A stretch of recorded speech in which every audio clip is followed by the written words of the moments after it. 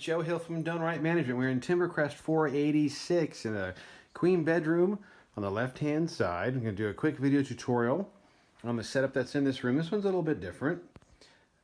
We've got a cable 1 box, and for some reason the system doesn't want to turn on, so I'm just going to make it simple and easy.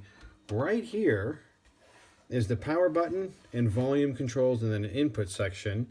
But basically you've got your power and your volume up and down right here. Yeah, I know, it's a little hokey. So it is what it is. And right here you can change the channels on the cable 1. So fairly straightforward from that regard.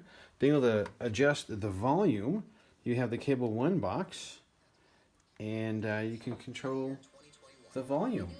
So that's fairly straightforward. Not a whole lot of options here.